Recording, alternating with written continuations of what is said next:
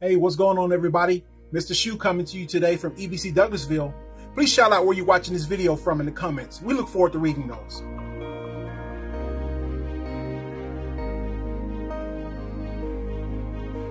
You know, have you ever heard the statement, when it rains, it pours? To me, there are a few statements that when I hear them, it quickly reminds me of my childhood. And that's one of those statements for sure. I've always wondered as a kid what it really meant. I mean, like, duh. I thought it had to rain in order for it to pour. But now, being an adult, I totally get that statement. Because knowing that you can have some rain, sprinkles and things like that, and not have a downpour like a severe thunderstorm, makes a difference. I know that when you're covered by God, it's like a shelter from the storm versus just having on a poncho or an umbrella to keep you dry. You see, the shelter will keep you out of the storm, while the poncho or umbrella will just try to keep you dry while you're still in that storm. In this week's lesson, we'll discuss covering in the title, where God's mercy covers our weaknesses. You know, the world we live in is after us, to the point of breaking our spirits.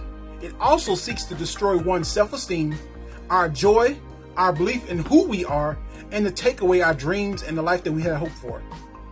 But our brokenness limits us in almost every way. Yet, our limits are opportunities to experience God's unlimited mercy. By examining the prophet Elijah's life this week, students will be reminded they are not as lonely as they often think they are, and that God will equip them for things he calls them to do. You know, after reading a soldier's story of helplessness, it would challenge students to consider what and who they turn to when they need help. Here's this week's opening questions. What makes you feel overwhelmed or like you've reached your limits?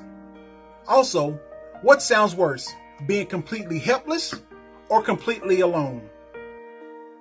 We look forward to reading your comments to those answers in this week's lesson. Please drop those comments in the chat box. Thank you and have a blessed weekend. Peace.